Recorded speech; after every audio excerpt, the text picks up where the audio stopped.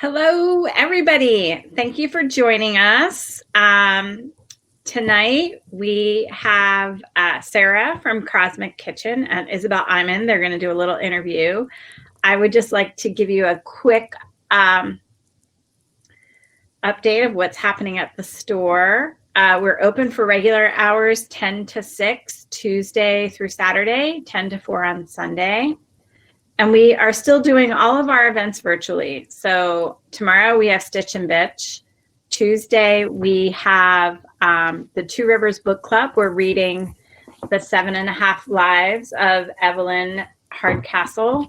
And then we're also having the last knit along for our Knitflix and Chillers. And tomorrow is the Addams Family.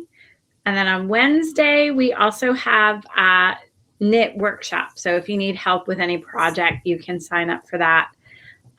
We also have an upcoming cookbook extravaganza that I'm going to let Isabelle tell you all about.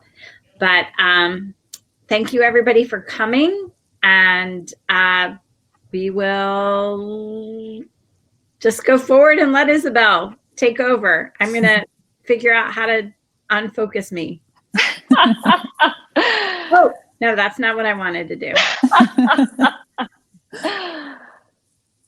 I figured it. I got it. It's you. Thanks so much, Christine. Before I get started too, I saw a comment in the chat that it looks like somebody isn't able to hear us. If anybody else is having audio issues, or if you're continuing to have audio issues, just let us know and we'll try to work through that. I know there's always some sort of tech issues that we're trying to work through, but okay, other people aren't having any issues. So we'll just get into it. So I'll start with an intro. So I'm Isabelle. Thank you everybody for tuning in for tonight's Supper Club. I am super excited to be chatting tonight with Sarah, the co-founder of the Kosmic Kitchen and co-author of the Kosmic Kitchen Cookbook, along with Summer Singletary. So Sarah, I've told you already, but I have absolutely eaten up this cookbook. I love it. It's a testament to the beauty and to the power of seeing our food as medicine and the ability really for our kitchens to be a true sanctuary and a source of healing. And it's one of those cookbooks too that goes beyond simply being a collection of recipes and is instead really a comprehensive guide for cultivating our richest and most vibrant lives. So I am super excited to be diving into your cookbook tonight and to chat more with you about just the inspiring approach that you take to food. So before we get started too, though, I wanted to do a little plug. We have our cookbook extravaganza coming up November 10th, 11th, and 13th. And so I'll be in conversation with Haley Thomas, the author of Living Lively, Anne-Marie Ahern, author of Modern Country Cooking, and then Jamie Curl is rounding it out the last night with her books Candy is Magic and Baking Gold. So we're going to get into the conversation now. You ready to get started, Sarah? I'm ready. Thanks for having me.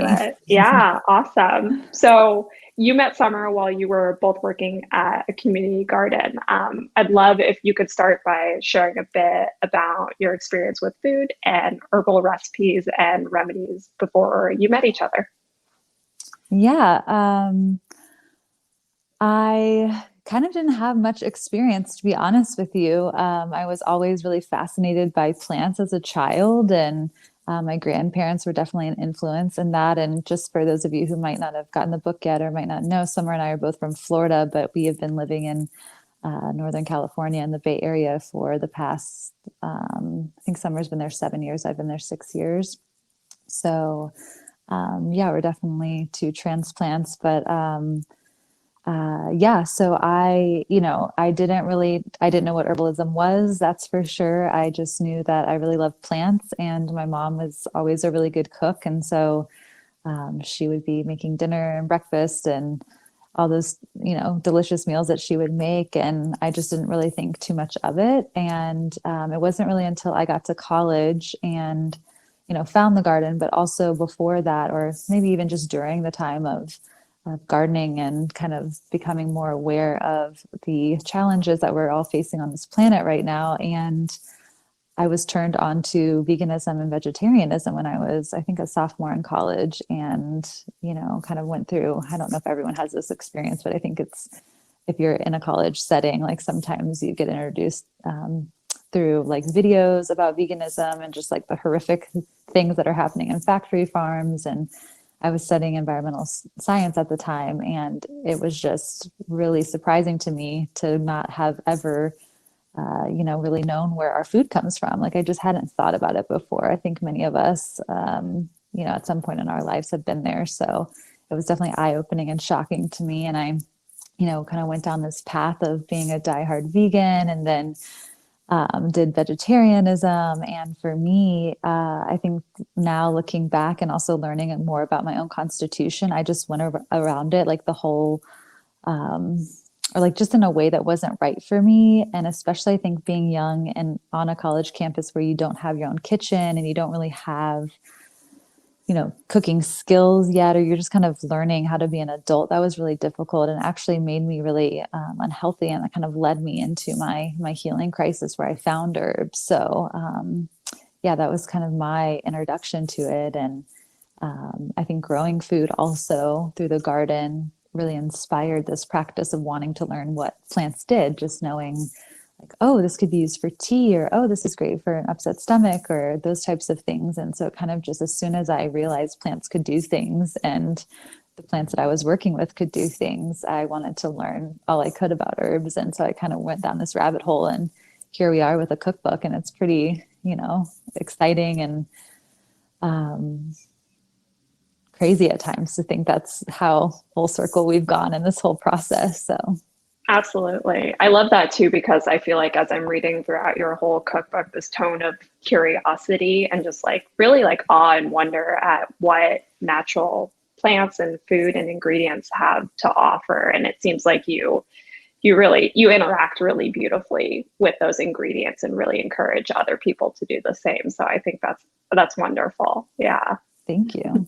So as I said too in my introduction, your cookbook really isn't just a cookbook. It's a guide into how we can take a more mindful approach both to the food that we create and make, and how we also interact with natural ingredients in our environment. So I'm curious what your intentions were in writing this book, and what do you hope that your readers get from it, and what ultimately do you hope that it teaches and offers to your readers? Yeah. Well, first, I just wanted to acknowledge when Summer and I, when you sent us over questions, we were just blown away at how intentional and like, I don't know, just how pointed all these questions were. So I just really appreciate that, because not all interviews are like this. Thank you. And I love this question so much because, for Summer and I, we said this a few times in different scenarios, but it's like kind of the book we wish we had when we were first starting out. Yeah. I think, herbalism is so exciting. And also at the same time, it can be really overwhelming if you're super new to it, or, it's a whole rabbit hole you're going down. It's this whole like niche community even, it's just like, this very special thing.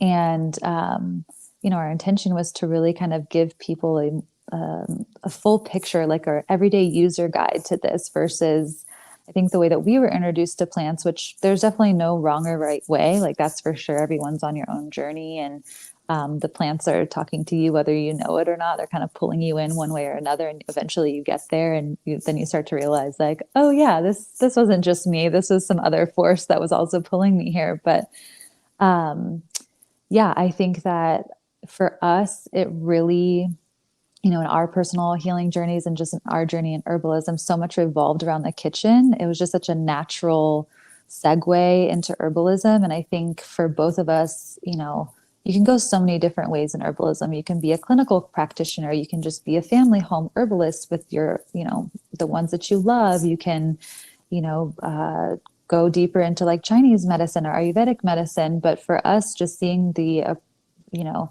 way that you could approach herbs in the kitchen and make it really applicable to your everyday life was transformative in our own process of how we ate, how we thought about food, how we thought about our own healing. And it just allowed us to connect with herbs on a more day-to-day level versus, you can become a medicine maker and just make tinctures and body care products. And I mean, it's endless. I wish I had more of those skills and had really honed those, because I think that's so special. But for me, I just kind of went down this route of like, well, this is how I use herbs every day, and this just is what feels right for me. And I know that,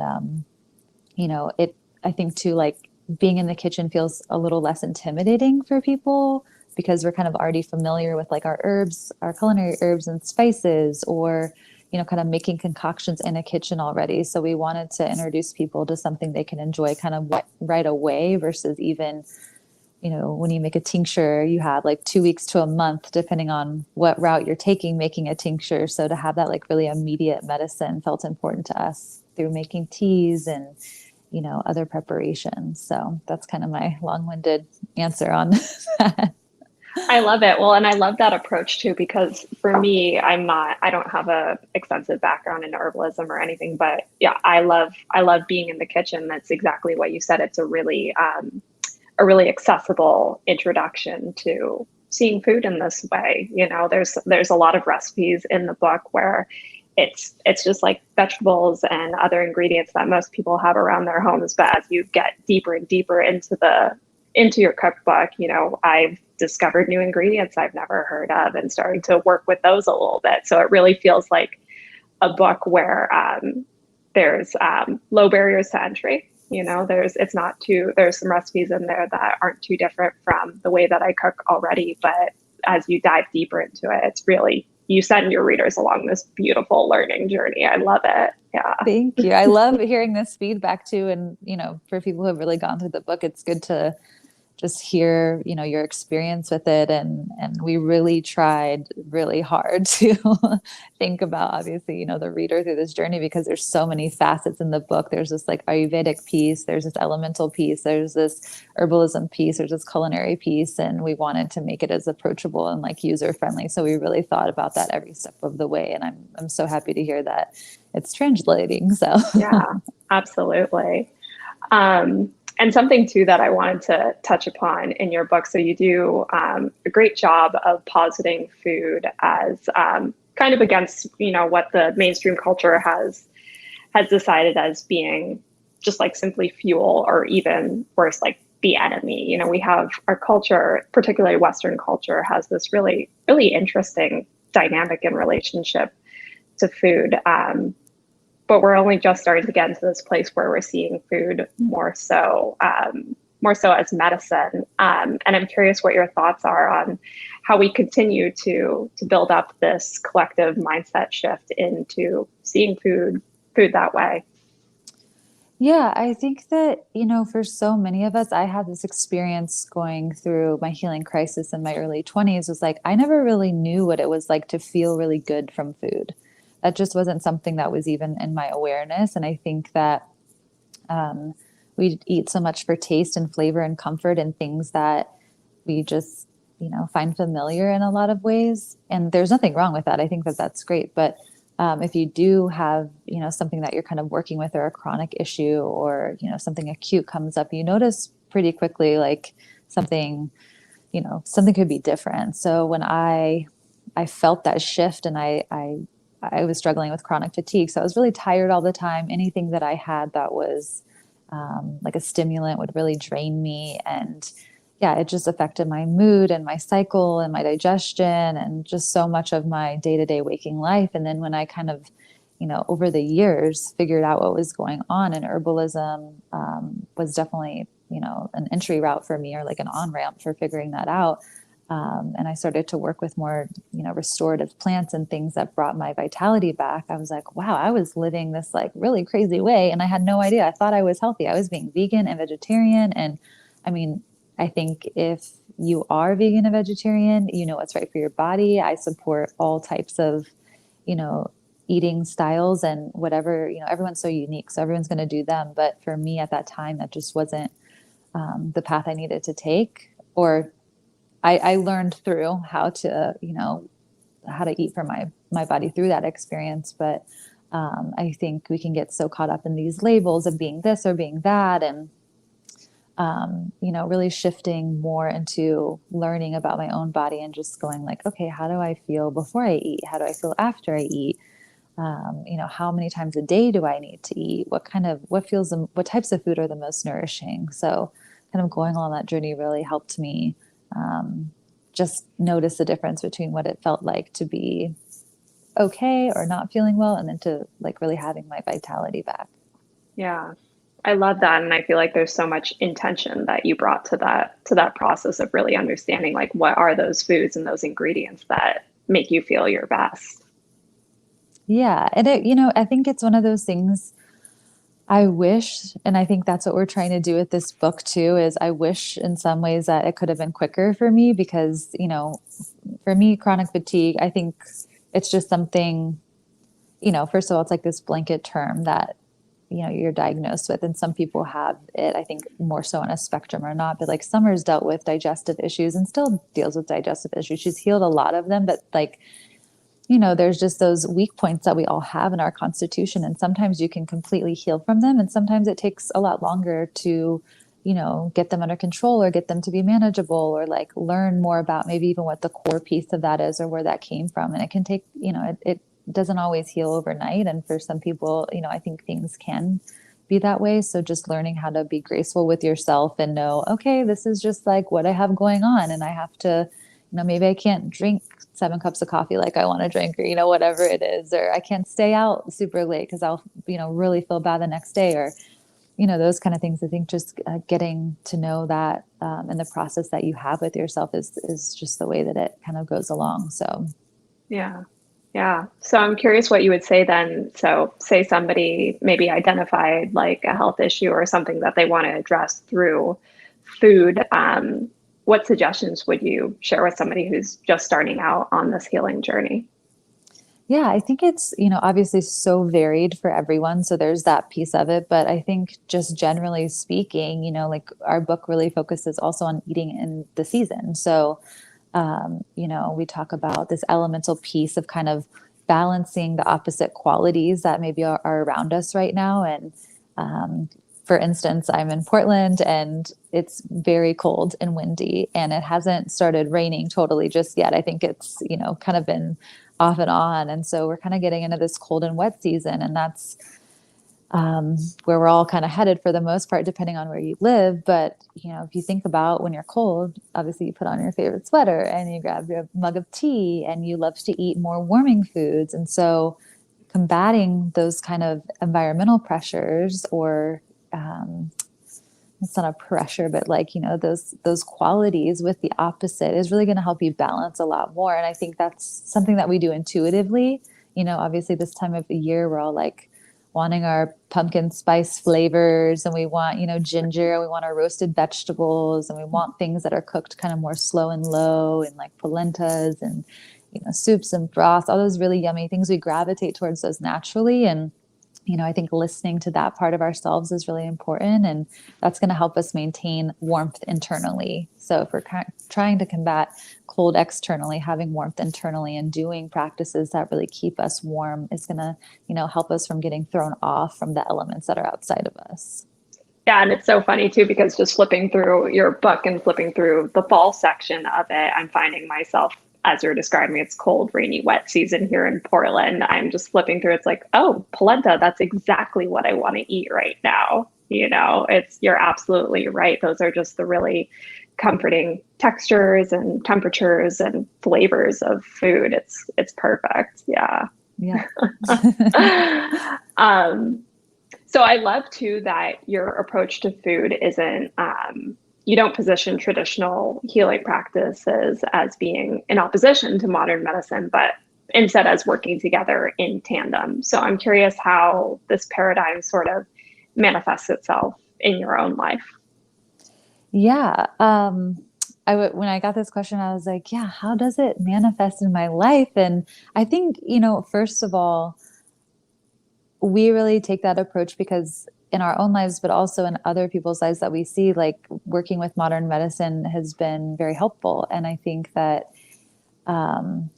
it's also in juxtaposition to what I feel like in some ways modern medicine, like how they approach traditional medicine. They're like, oh, that's not true. There's not a study on that. There's not a this on that. And it always really irritates me because it's like, well, what the hell were we doing before allopathic medicine came along? That was only in like the 1800s we really started, adopting this method. And before that, it was home healers, and it was, more widespread. People knew how to take care of themselves. And wow, I'm going to go on a rant right now. I feel like, but I won't. But I feel like, it just breaks my heart because I've been there and I've seen, I think at a young age, a lot of people in my family become sick and ill and gone before their time. And, I just feel like we weren't ever given the tools to know how to feel empowered to take care of ourselves. And that makes me really mad because we have such incredible power as human beings, and we have such, this intuition, and we know what to do. We have everything inside of us. And when we're told over and over again, no, you don't know, you're going to get sick, this does that. And we're in this like worry and this whole thing, and it's, drives you mad. And, I think that, I want to be in opposition to that and say, well, hey, there's a way we can all work together here. Like, I don't think we should get rid of hospitals altogether. Like, trauma care is incredible. Like what this country has been able to do in terms of like, if God forbid something happens to you and you were, in a car crash or something, like going to the hospital I'm not going to put yarrow on me, like to staunch a wound or something. Yeah. If that happened, I want that trauma care. So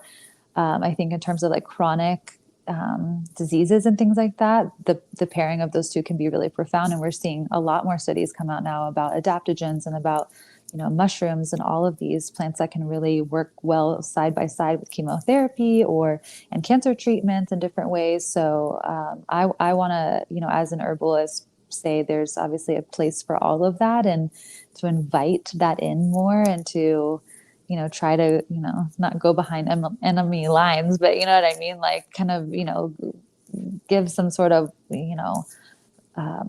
reach across the aisle a little bit more. Yeah. and meet people where they're at rather than being so dogmatic about something, in terms of medicine. So yeah, I think that, in my own life, something I've experienced really recently with prescription drugs actually is I had this incredible anxiety when I was flying, and no herb was going to fix it. It was like almost like mini panic attacks every time I would go on a plane, and it was just not good. I was physically ill, and I was like, I can't do this. And I needed to travel for things. So I got anti-anxiety medication just for the flight. And now I can actually fly without it because I felt so unanxious on planes that I don't need anything. So even just something as simple as that, I know that's not like a crazy story or anything, but that to me was like proof. I was like, wow, okay, that really helped me. And I think,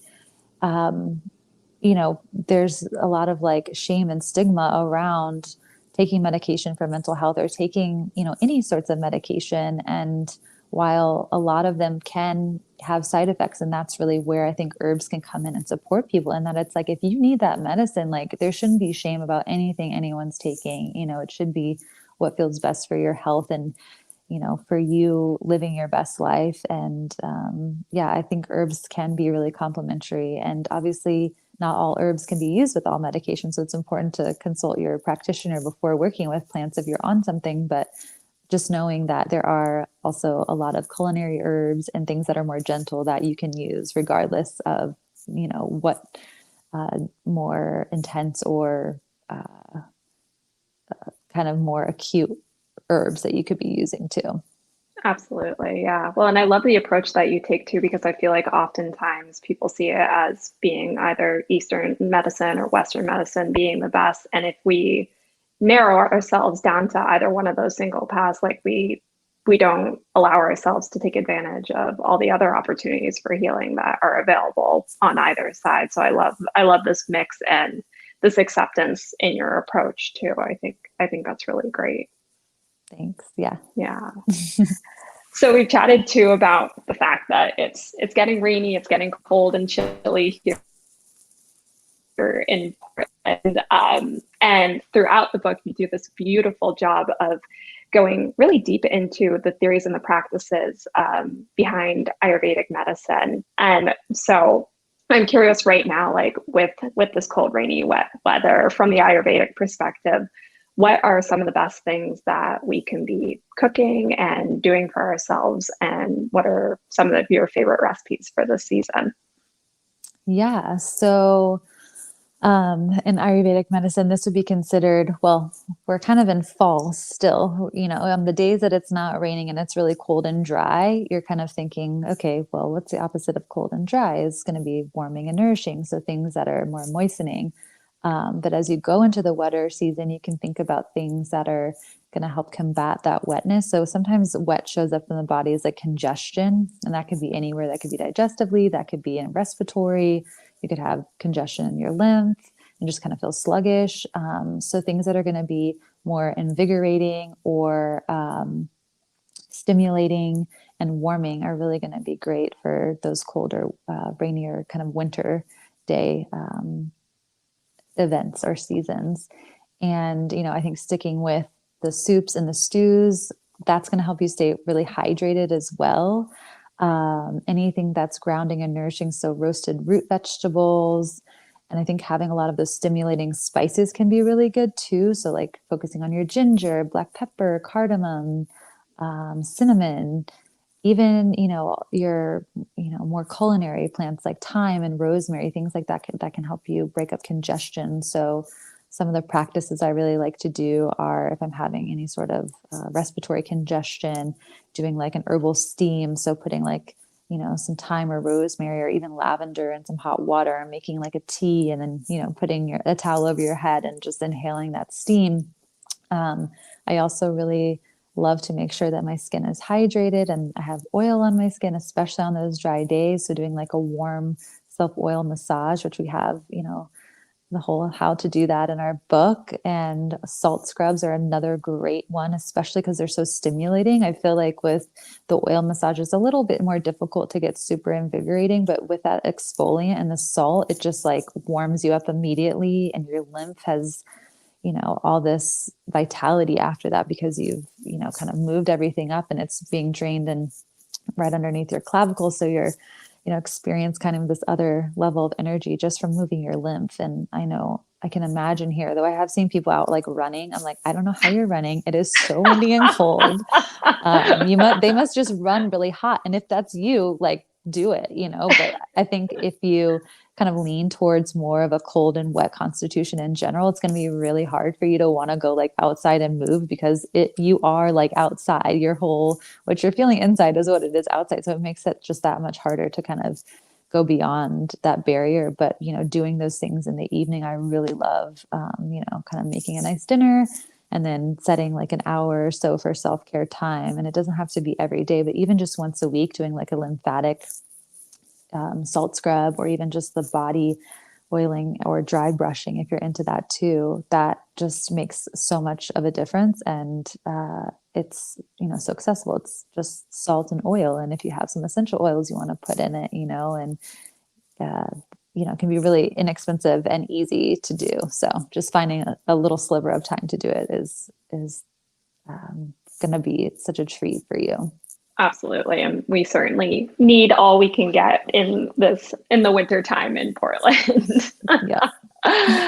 So on the topic of Ayurveda, like I said, you take a really deep dive into the philosophies behind this ancient Indian medical system. And you also write about the 5 elements and the various doshas in the book. So I want to see if you could maybe provide a little context behind each of the doshas. And I'm curious what your dosha is and how does that influence your wellness practice?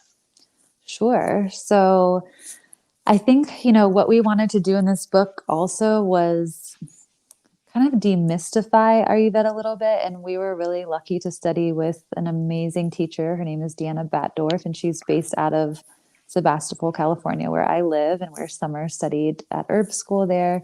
And we took her program. I think we've always been attracted to and called to Ayurveda, but it wasn't the time to do it. So I think it was about 2 or 3 years ago, we studied with her and it was just like this light bulb moment. It was kind of, putting all of these questions that we had in herbalism and together in this really beautiful system, and then introducing a lot of these Ayurvedic plants in too, which was really great because growing up in Florida, a lot of those Ayurvedic plants are actually like weeds that grow in Florida or wow. things that just flourish and do really well. So it's cool to kind of get both sides of it in a way. Like a lot of people have never even seen gotu kola growing, or, you know, other Ayurvedic plants that, you know, are used all the time, or like a ton of ashwagandha or something like that, you know, just thrives in that humid, more tropical environment. So I felt really lucky in that. And I think, you know, the main thing we wanted to provide people in the book was like this demystification of it.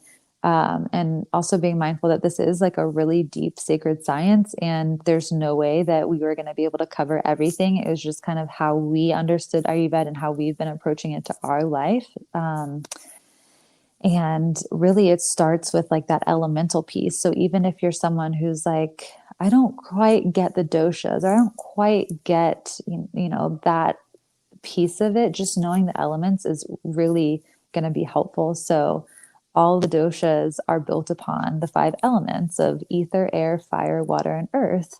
And then that breaks down into kind of these 4 qualities. So we have these 5 elements that break down into these 4 qualities of cold, wet, dry, and hot.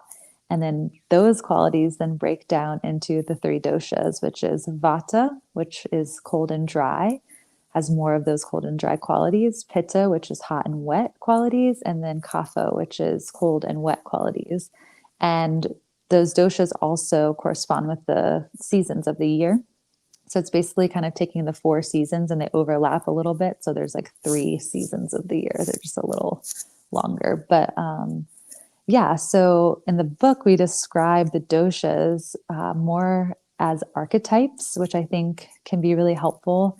And we've align them in a way, sort of like describing them with like different signs of the zodiac. So Vata is much more like the Aquarian of the zodiac. It's very airy. And when it's in balance, it's very creative and in tune and intuitive and like such a good connector. And then when Pitta's in balance, it's like this Leo of the zodiac. So they're very driven and out there and go, go, go and getting things done. They're kind of like the CEO of the zodiac in a way. And then for Kapha, we align that with Cancer. They're the nurturers, the caretakers. And obviously Cancer is a water sign. Kapha is all about water and earth. And yeah, they're the ones that you can always count on. They're dependable. They're there for everybody. And yeah, they're like the salt of the earth. So that's kind of how we think about them as in terms of like personalities or archetypes. But really each one of them, each one of the doshas is, when we think about it for ourselves, they're really our strengths and our weaknesses. So oftentimes you hear, oh, I'm just feeling so vata today, or like, whew, I'm running really hot. I'm having a pitta moment, or, you know, something like, there's always this negative connotation. Or I think in mainstream, as people are getting introduced to this practice, you hear a lot more about the signs of imbalance rather than the signs of being in balance. And that was important for us to really include, well, what does it feel like to be in balance? And how do you, you know, what are your strengths in this? And our teacher is really big on that. So I loved including that in the book and making that kind of the forefront. But basically, you know, we get our doshas from our families. It's our like genetic line in a way. And so if you even just think about the similarities that you share with your parents, we kind of get a piece of each of them. And that then becomes our own constitution. And then, you know, throughout our lives with different traumas or different environments we live in, our qualities can kind of get thrown off and we can get an excess of one or not enough of another. And so it's kind of a puzzle piece to put together. And we do have a quiz in our book that we help you try to find out what your own dosha is. But I think more than anything, really looking at where you live and what season you're in and looking at those qualities are really going to be the key pieces to kind of keeping you in balance. Interesting. That's so fun. I love the like I just love that the book includes a quiz because it really like hones in that very like personal aspect of not only the book but your guys' whole approach. It sounds like you're really just trying to make the recipes in the Cosmic Kitchen and the whole book itself really customizable in that way. Yeah. So I'm curious to what your go-to herbs and wellness ingredients are and why, if you could pick maybe like top three and why you like incorporating them into your routines and practices. Yeah. Well, when I got this question, I was like, this is hard. Like, how do I pick? Which I know people always love to ask, like, what's your favorite herb? I'm like, all of them? I don't know.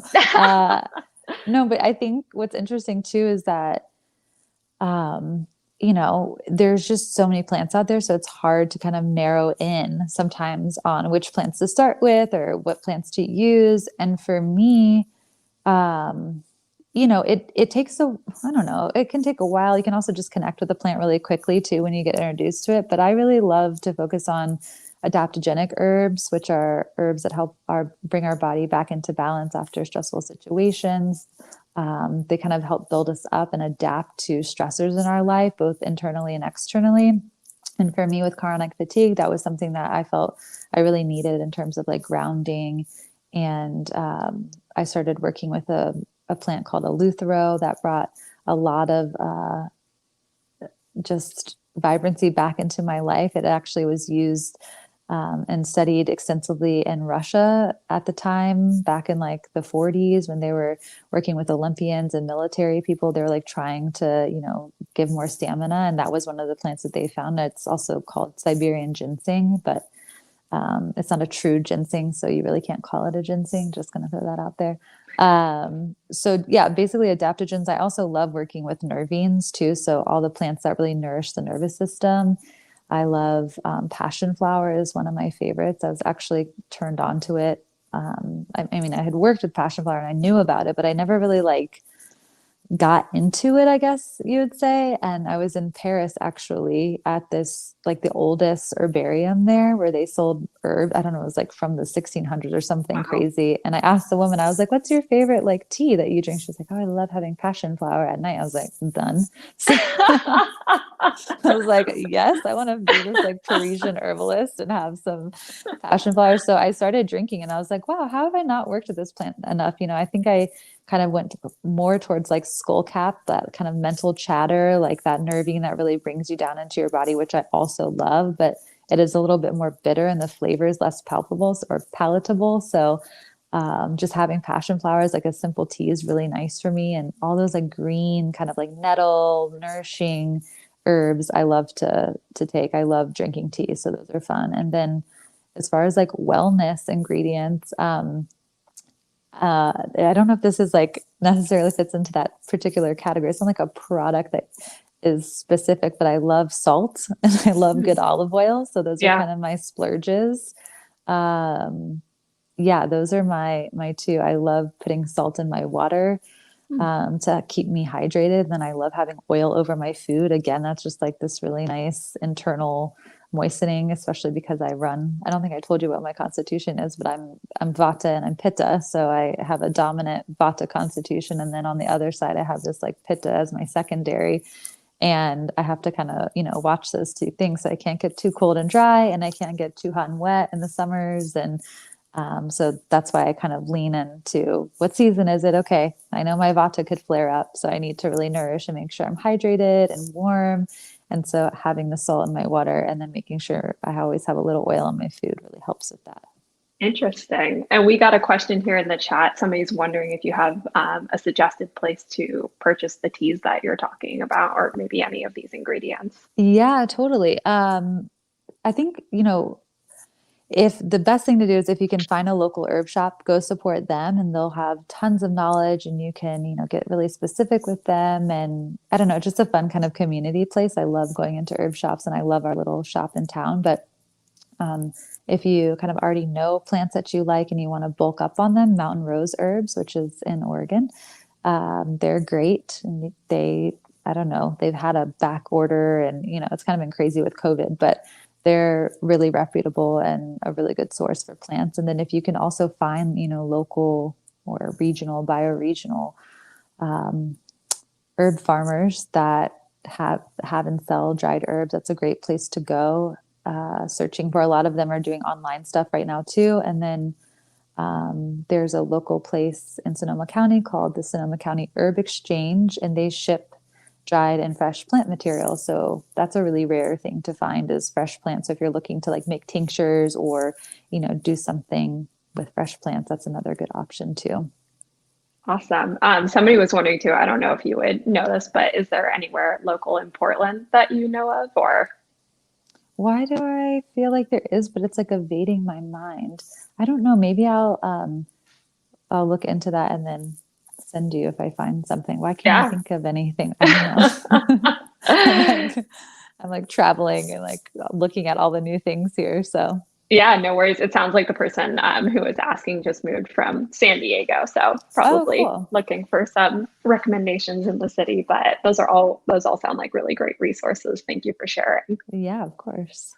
So I want to move back to kind of the intention that you talk about all throughout the book that you bring to the kitchen. And I just absolutely love this idea of ceremony that you seem to really associate with the kitchen. It's not somewhere where we just cook food, but it's a place where, as you describe, sort of all the elements combine to make medicine. So with somebody who might have a busy schedule, and with COVID, they might be balancing working from home with childcare. They might not have a lot of time to be able to dedicate to the kitchen. So I'm curious what you would suggest for someone who wants to shift their approach to cooking to one that's similar to what you present in the book, but that might be strapped for time. Totally. Yeah.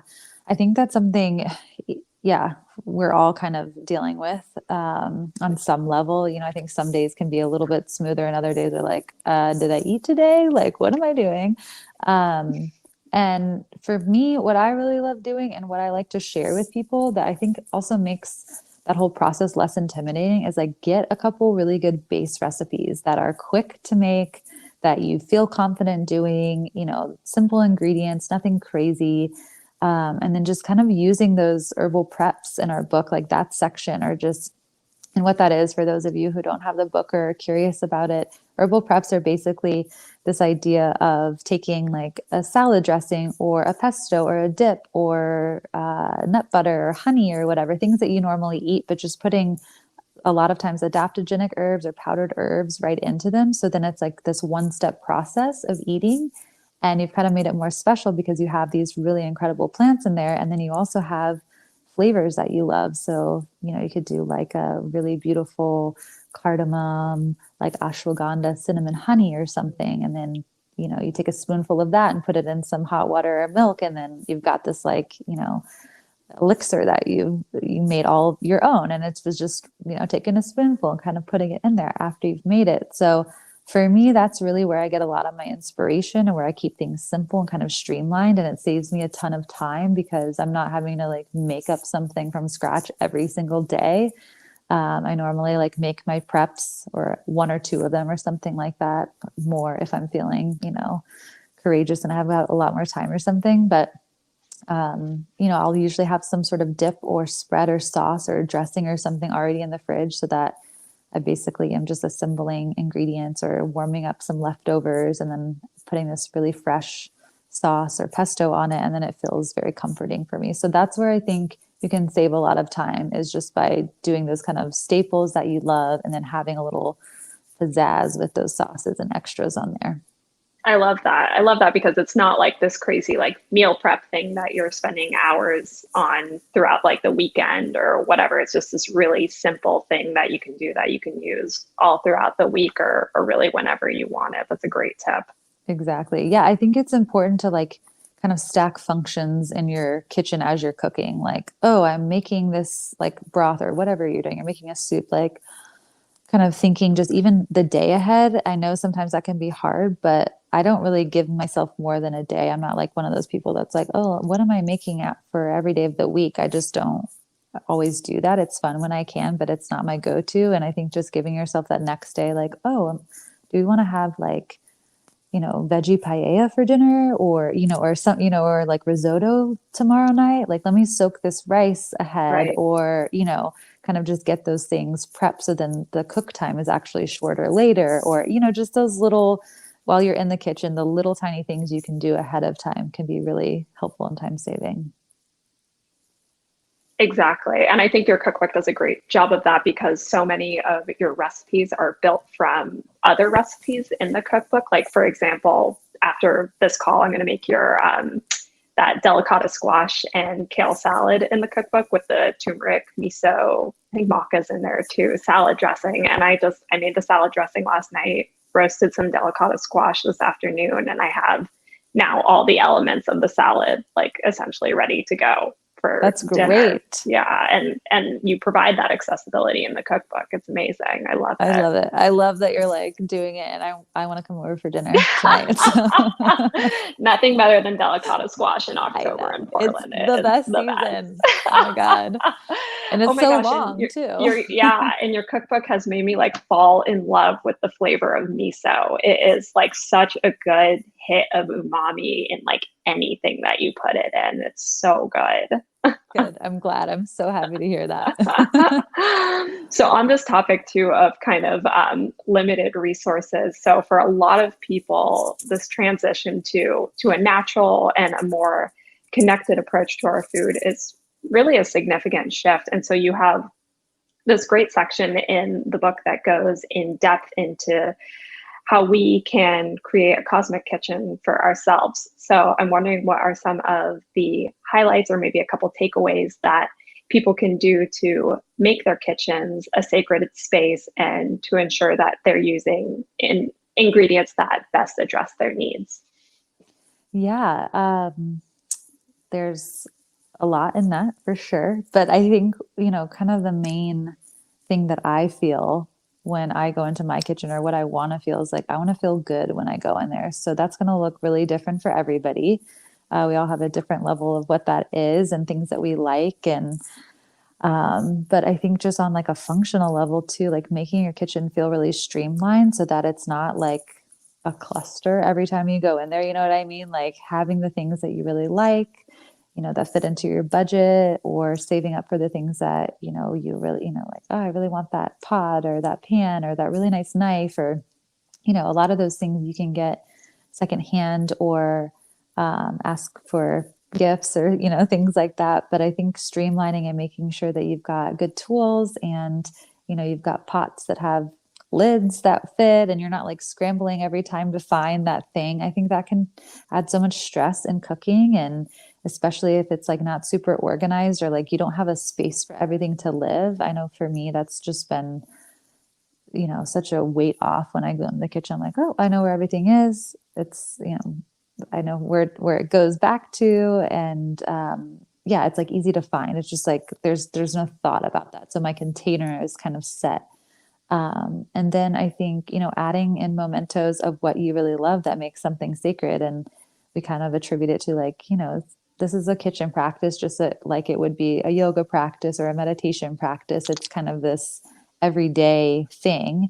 And you might not do it every day, but you can essentially come back to it every day. Or when you're not doing it, you can come back to it. So I love having candles in the kitchen, always having fresh flowers. That's kind of my main thing. It just brightens up the space so much and adds a really beautiful element to it. And I think having, plates and bowls and little containers and stuff that look cute and, whatever it is, all those special pieces to you that make it feel homey and good. And, having nice scents in there, like nice cleaning products, you can make your own with essential oils. And yeah, just being intentional about every kind of little thing that you want to be intentional about can make such a difference. And, yeah.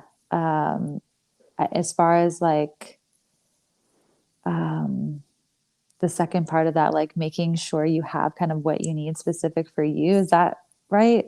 Yeah. Mm-hmm. I think something that's really helped me is to kind of, when you have the time, and it doesn't have to be all at once, but by all means go and do a deep dive in your kitchen if that's what you're feeling. And it's wintertime and we can't really go out that much anyway. So you'll probably get to it if you haven't already. Is like making sure you can see everything. And then that way you kind of know what you have. And so you're not like double buying things or, That's been really big for me, and having my spices out in a visible place. However, you can do that in your own kitchen. Like if you need to put up a shelf, do it. It's going to save you so much time, and you're going to be really inspired to see all the spices you have, or like as you collect spices over time. Yeah, I think, and that way you can at least see. And then as you're going through the book or as you're learning new skills, you can kind of see what you have and check that off. And, or, if you're like, oh, I've never actually used this sumac in this jar, like, huh, how can I use this? And then there you've got this recipe in the book for it, or, you feel more inspired. So I think having things visible is very important and helpful in any kitchen. Absolutely. I love that. And I think ingredients are spices are such a good example of that, because I can speak personally. I know a lot of spices that I've randomly picked up at the store. I'm like, oh, this looks interesting. And then it ends up in the back of my cabinet and I don't end up using it. So I love that idea of visibly like being aware of everything that you have and letting it inspire you in the kitchen too. Yeah, and labeling can be really helpful Mhm. too. I do that with a lot of my stuff because if I don't, I'm like, what is this? What Yeah. is this thing in here? So just even having that like visible cue, I think can be helpful, or that like label cue can be really helpful, but not everybody's into Absolutely. that, but it's fun. So Yeah, totally. Oh, I'm there with you. Absolutely. So you guys are clearly, you know so much about herbalism, about healing foods. Christine dropped a question in the chat and she was wondering if you could chat a little bit more about the classes that you guys offer. I'd love to hear more about those. yeah. Well, right now originally we were kind of doing more online classes where it was, and we still have those available on our website as well, for one we have for digestion, kind of an overview on that, and then one for stress and anxiety using herbal teas. And those have been really fun. And they're more like of a generalized class, but you can get a lot out of it, especially if you're new to herbalism, or if you aren't and you like need some really good reminders and some recipe tips and things like that. So those are kind of go at your own pace. And right now, I'm also offering private cooking classes. So that's been something that's been like, I didn't expect it to be as fun or like successful. Like it was something I've always wanted to do. But I was like, does anybody want to do this with me? Like, I don't know, Yeah. let's just try. And, I was thinking about doing it before COVID, and then COVID hit and I was like, well, I guess I have to do this now. So it was a really big blessing in disguise. And yeah, I wanted, I think over the years, having students in these bigger programs and not necessarily having that one-on-one component, I started to kind of see patterns, and I was like, oh, I can really help people in this way. And I think having, such a one-on-one kind of approach and getting all of your questions answered, and then getting a deep dive into like the elemental pieces and how they affect you specifically, and what, how it can interact with your own lifestyle, and just making it really streamlined for each person by person has been really great. And, everyone has different levels of cooking skills as well. And you don't have to have any cooking skills to do this. I can, show you along the way how to do a lot of that stuff, and how to organize your kitchen and kind of create your own cosmic kitchen. And we build upon these foundational elemental theories and your own dosha to the foundational cosmic kitchen pieces of like these herbal preps, and how to really like start making these and incorporating them into your everyday kind of rituals, and then how to take those preps and infuse them into your herbal meals as well. So it's kind of this like 3-layered process, I guess I would say. And I've just so enjoyed seeing people become so inspired, from people that are private chefs to people who, are mothers with 4 kids and are, navigating homeschool at home, and all that brings, and just, getting inspired and being in the kitchen and having someone just walk them through, and it takes the pressure off of everything. It's just been so fun to see people light up and feel inspired about food again, and to learn more about herbs and start incorporating those in too. I feel like so many people get excited about herbs and they're like, I've got ashwagandha, or I've got shatavari, but I don't really know how to use it. Like, Yeah. do I just put it in hot water in a tea? And like, I think that's great that people are so excited and they're like, yes, I know I need this, but really learning more ways to use them and to start thinking about it more creatively can be really fun. So that's what I'm really happy to share and do. And that's like a 3-month process that we go on together, kind of meeting twice a month, and then, yeah, doing that for a couple months. Cool. I love it. What a great thing that you're offering. That's so much fun. Yeah.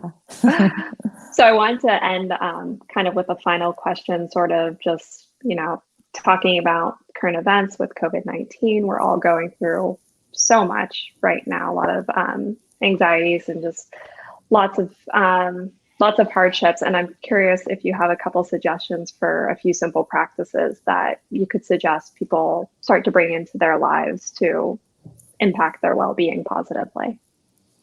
Yeah, I really love this question. And I think more than anything, like just have fun in the kitchen. That's been my kind of mantra. I know it can feel really daunting a lot of the time, especially if you're someone that has kids or is just, working full time. And, it's just a lot. We're all going through so much right now, personally, globally, in our own communities. And if you can make that kitchen space and that time that you're nourishing yourself as fun and as like lighthearted as possible, that just can totally change your day. And, for me, it's like lighting candles in the kitchen, putting on really good music, like making something I really want to eat. Just taking that extra time, even if it's just like 2 minutes to do something, it doesn't have to be super elaborate, but like whatever makes you feel really good. I think leaning into that and leaning into seasonal, like eat what's growing right now and, just experiment with that a little bit and let yourself play. I think we so often can get caught up in, having to do something right, or is this going to taste good, or, whatever. And it's just like experiment with it, have fun, and make it, like your own little restaurant in there if you can, or, just take that time for yourself to care for yourself, because that really matters. And I think the, kinder we are to ourselves, the kinder we're going to be to others. And that's obviously going to affect everyone in a much more positive way than, a lot of the horrible things we've been seeing. So. Absolutely. Thank you for that. Yeah. Yeah. So this is actually our cookbook club that generally meets for the Two Rivers Supper Club. And Isabelle and I particularly have always talked about food and how it's comforting, right? Especially during this time.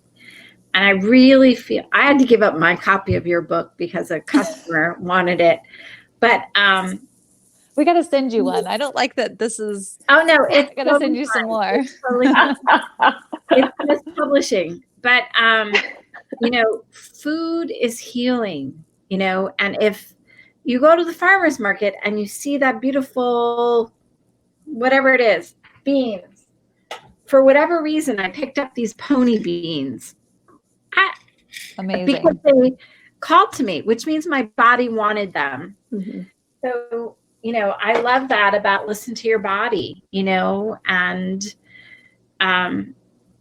be kind to yourself is really the message. And eat. Feed yourself. Feed yourself. Good stuff. I'm a crybaby. I'm sorry. I love it. I feel very emotional about it too, to be honest with you. That's why I do this work. It's changed my life. I also think I've done like way too many psychedelics or something. And so like I've seen in my psychedelic trips, like the vision of what food is in our bodies. And I'm like, that's what it is. Oh my God. So I didn't realize that you were in Sebastopol, but you probably know my own Ayurvedic person, Carrie Hayworth. I've heard of Carrie. Yes. I don't know her personally, but yes. Mm-hmm. You should get a treatment from her because she is amazing. Oh, cool. Our bodies will give us a message, and you'll know what you need to be eating. And it might not be Doritos. Your brain might be saying Doritos, but don't listen. Yeah. Or like have the really nourishing meal. And if you still want the Doritos, have a couple Doritos, right. Like, or whatever it is. But I love that. Yeah, it's totally true. I don't know if you can stop it too. I don't know. Yeah, that's true. It's kind of like Pringles. Once you pop, the fun don't stop. Like that.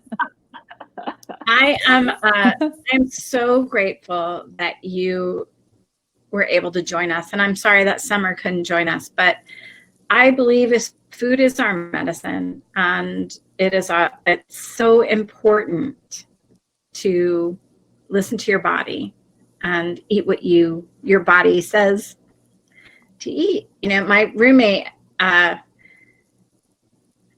she she's been growing tomatoes, but she has terrible joint pain. And I'm like, stop eating tomatoes. And she's like, no, I grew them. I have to eat them. And I'm like, but your body is telling you to stop eating them. Yeah. Listen to your body. You know, this is a hard time. It's really important to listen. Yeah. Oh, yes, Stephanie, there will be copies to pick up at Two Rivers. You can order online. I put the link in the chat. It's out of stock right now. We're waiting for it to come back in stock. But we will have Cosmic Kitchen again. So any last remarks for... I know I'm looking at myself and I'm looking over there, but I'm actually, you guys are over here. I don't... It does that, this thing. Yeah. I'm in the middle, so I feel like I know where I'm looking this time. So my friend Birag, who's on this, is on tonight, she bought the book right off, and she is vegan mostly, and she loves it. She talks about it constantly. She's like, do you have anything else like that? And I'm like, that's really the only one.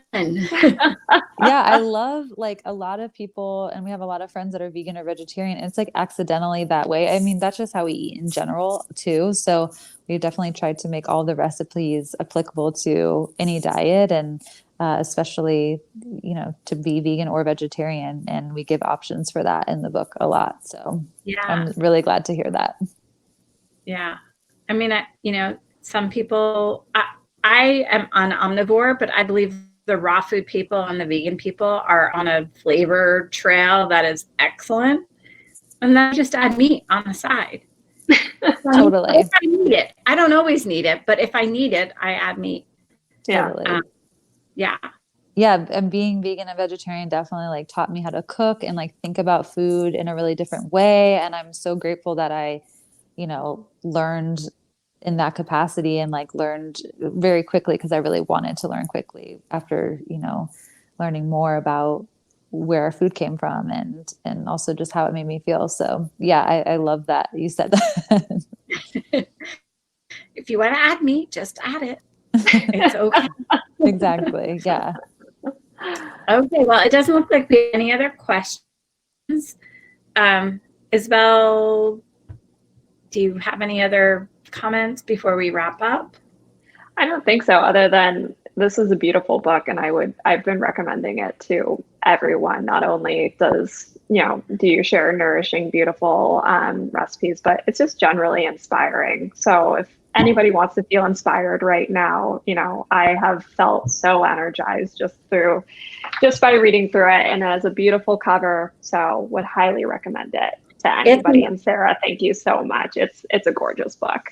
Thank you. Yeah, we had a lot of help and support from our, you know, stylist Alicia to our photographer Anna, and yeah, it's been such a blessing to be like in that creative process around the book, and I'm so glad so many people are resonating with it. Yeah, it's beautiful design. I mean, you know, a book cover does sell a book. They did a really good job. Good. Amazing. Yeah. Thank you so much for having me. Summer wishes, you know, that she could be here. She's just a little under the weather right now, and I'm just giving her space to take care of herself. And I know she, you know, is sad to have missed out, but I just really appreciate the opportunity. You guys have been so lovely, like all of our correspondence and all of your really beautiful, thoughtful questions. And I'm sad that the bookshop is, you know, closed tomorrow, but I know how it is. You need your weekends. I should have planned it better. It's okay. It's okay. But now we're going to come up more often, I think, or just like make it a regular thing. And I'll definitely come by. I'd love to meet the two of you. So we are actually in there. It's just paperwork day. Okay. We'll see. Yeah. We'll see. Make it a little. Maybe we could do another.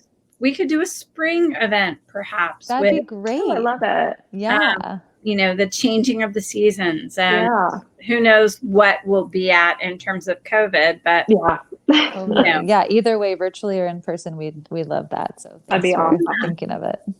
Yay. All right. Well, thank you, everybody. Thanks for joining us. Lots of thank yous, Margaret, Stephanie, Virag, they're all saying thank you. So Yay. Thank you so much for joining and listening. Really appreciate it.